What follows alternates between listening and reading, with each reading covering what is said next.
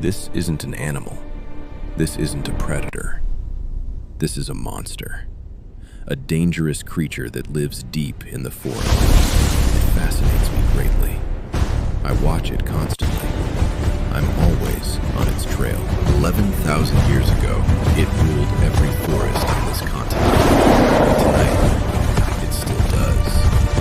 And tonight, as she lifts her head towards the light, it meets the darkness as if it were a language she knew by birth.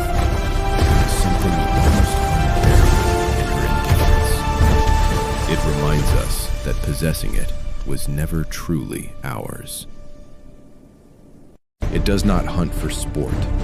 It does not hunt for territory. It hunts because it was built for nothing else. Now it moves through the bushes without hesitation, without doubt, harsh and relentless, like water flowing downhill, fearlessly defying everything in the depths of the forest. Another scent on the wind, another reason to be more certain, more complete, just as it already is. Nothing in this forest challenges it. Nothing, except one. The wolf lowers its head, not in submission, absolutely not. Its eyes don't blink. Its weight shifts almost imperceptibly to its hind legs, as if revealing the details of the fight about to begin.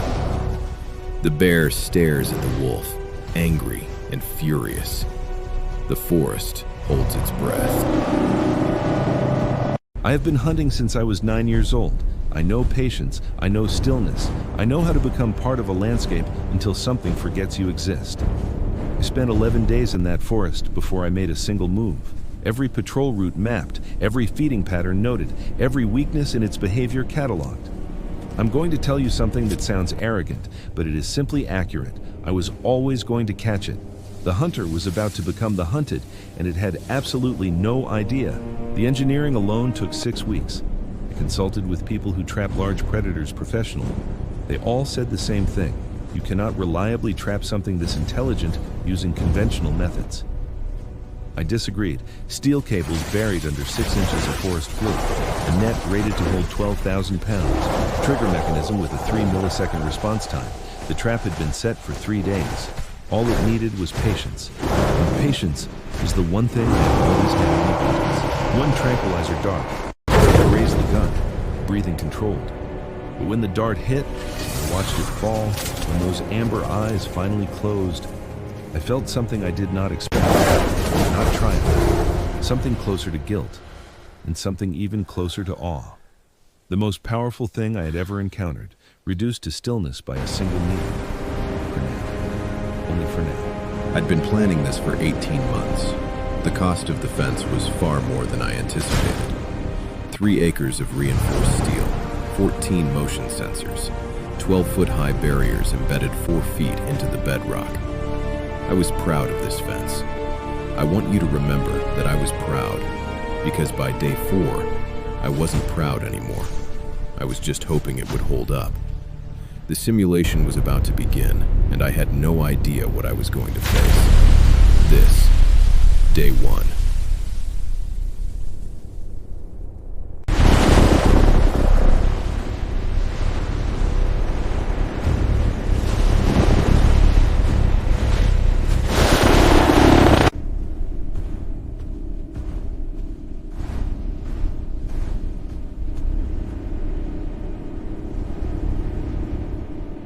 It weighed 150 pounds.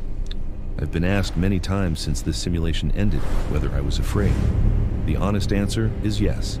Every single day. Fear is not a weakness. Fear is information. I used every piece of it. For 30 days, it lived in my backyard. Row. The dire wolf. Aenocyon dirus. 150 pounds. Jaw pressure 4 times that of a modern wolf. Estimated top speed, 35 miles per hour. It went extinct 11,000 years ago. Not because it was weak, because its prey disappeared first. The predator outlasted everything, until there was nothing left to hunt. I gave it something to hunt again. How big was it? How fast? How did it hunt? Nobody asks the question that actually matters. What would it be like to exist alongside one? Exist alongside it, in the same space, under the same sky, for 30 consecutive days. A real dire wolf, as close to its natural state as I could replicate, living in proximity to a human being. I ran the simulation. I took every precaution I knew how to take. And I will tell you right now, nothing went the way I expected. I remember standing at the monitor on day 1 and thinking, I am ready for this. 6 hours after arrival, it had found every camera, tested the gate, and had not eaten once. Not because it was not hungry, because eating was not the priority. Understanding the new environment was. Day 1. I expected adjustment behavior, some stress, some disorientation, a period of settling. What I got instead was 14 consecutive laps of the full perimeter. That is over 6 miles of continuous movement in under 3 hours. On the first day in an unfamiliar enclosure. No panic in the movement, deliberate. I've studied predator captivity behavior for years. I've never seen anything like this. I sat at the monitor and wrote one line in my notes that night. This is not going to be a normal simulation. Day 2. I placed 11 cameras in that enclosure. Some obvious, some deliberately concealed. I was genuinely curious whether it would find them. By 4 a.m., before the sun had risen on the second day, it had found every single one. And here is what made my blood run cold. I stared into each camera for exactly 30 seconds. But sitting in that control room watching it systematically locate and examine every lens, I was frightened, not of what it might do, of how it was thinking. Day 3. I have seen large predators feed before. There is a quality to the way this animal eats that I do not have adequate language for. It is not hungry, it is not aggression. 4 minutes and 12 seconds. The deer was completely gone in 4 minutes and 12 seconds. And then, and this is the part that stayed with me, it sat down calmly, cleaned its paws with the same methodical precision it applied to everything else, and went straight back to patrolling the perimeter. Something I noticed from the very first day. It never made noise without reason. This animal made none of those unless they served a specific purpose. I know how to read animal behavior. I've never tracked anything that made me feel, with complete certainty, that it was simultaneously tracking me back. This was not an animal acting on instinct, and I realized, going back through the earliest footage, that I had been on its map from the very first hour I set foot on that land. 3 days in, I was checking the monitors every 45 minutes. I had added 3 additional cameras to blind spots I had not previously considered. It had mapped every lens, refused food until it was ready, eaten with a precision that I found genuinely frightening, and slept for a total of 40 minutes across 72 hours, and always being 3 steps ahead. By day 3, I was not 3 steps ahead.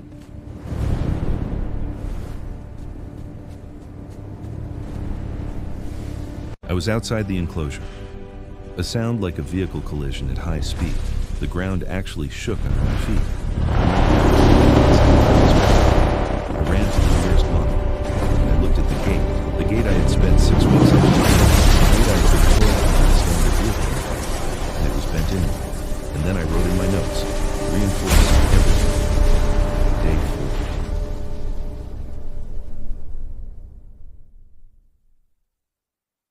My first reaction was fear. My second reaction was something close to admiration. Because watching the footage back in slow motion, what looked like a rage attack was actually something far more calculated. It was not aggression. It hit the gate once, assessed the result, and then spent the next 48 hours systematically testing every single structural point in the enclosure. It found 3 weak points. I found out which 3 when I reviewed the stress sensor data the next morning. I reinforced all of them before sunrise. Day 7. I threw that meat over the fence, not out of kindness, strategy. It approached slowly, picked it up without breaking pace, and for the entire duration of eating, it never broke eye contact with me. Every chew, every swallow, amber eyes, unblinking. That was the first time I had to actively work to hold my ground. When it finished, it walked away without looking back. The transaction concluded entirely on its terms. Day 10. I want to be honest about the decision to go in, not the heroic version.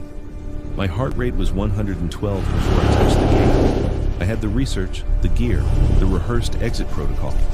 None of it helped the way I thought it would. The moment that gate closed behind me, everything I had prepared dissolved into one very simple, very ancient piece of information. I am prey. It could end this in under 10 seconds. It knew it. The only question still open was whether it would. 6 minutes. I know exactly how long because counting was the only thing I could control. And then, mid-stride, no warning, it stopped, sat down, and faced me directly. The directness was almost worse than the circling. At least during the circling, I could track where it was.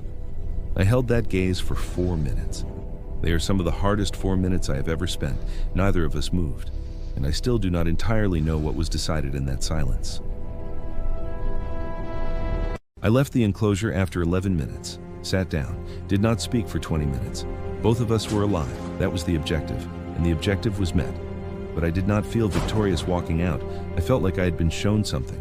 Whatever happened in those 11 minutes, it was not domestication, not trust, not the beginning of any relationship I have a name for.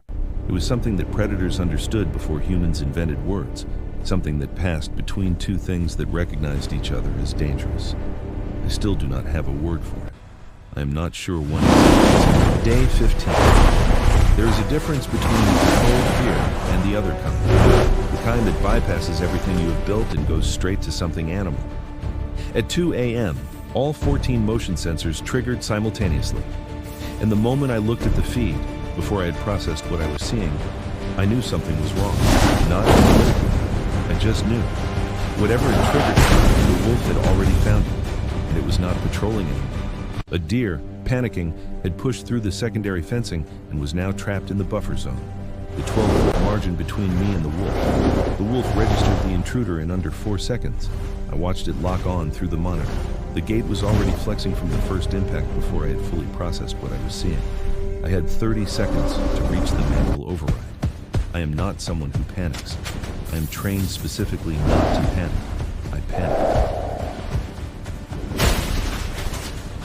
That gate was designed to withstand 12,000 pounds of static pressure. It was repeated high-velocity impacts from an animal that had been studying its weak points for 11 days. The bolts I had reinforced twice were strained and visible. The frame was flexing 3 inches in each direction. I could not manage what I felt in those 15 seconds. The wolf was not slowing down. If anything, the footage confirms this. It was accelerating. The gate held. I have looked at the stress analysis since then. I know the margins. I have chosen not to share the exact numbers. They concern me, and I built that gate. I sat on the ground for 10 minutes, processing. There is a version of this story where I tell you I was calm. That is not the true version. In 15 days, I had been studying this animal, analyzing it, treating it as a subject. In those 15 seconds, it stopped being a subject. A living thing that wanted out of where I had put it. After the incident, I sat with the shutdown switch for 20 minutes, and then I reviewed the footage. I watched the wolf, at maximum agitation, with live prey accessible through a compromised barrier, choose to retreat. Not because it could not push further, because it chose not to, and it had retreated. Something in that animal made a choice I could not explain. I needed to understand what that choice was. That is why I did not stop. Day 20. I was at my usual observation point when it changed direction and walked toward me. And it studied me. The same focused attention it had applied to the cameras, the gate, the enclosure structure, now applied to me, controlled my breathing. I've spoken to behavioral researchers since this ended. Something was concluded, and whatever was concluded, the behavior toward me changed after that day.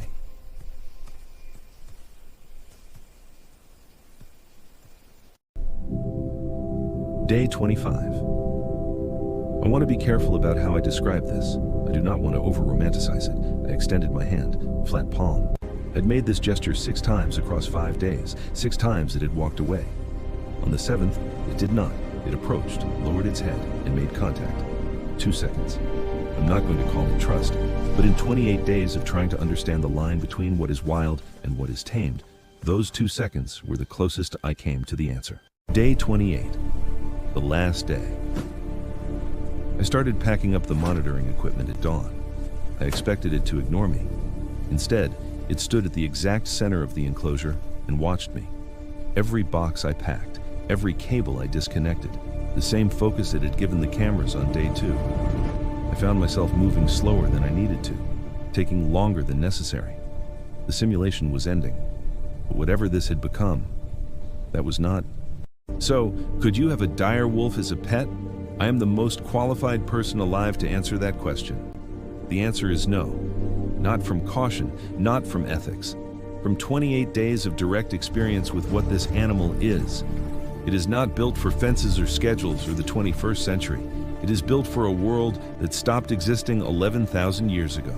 Trying to contain it is not ownership. The wall held. But make no mistake, the wall was never the point. Those 28 days gave me something I cannot give back and would not trade.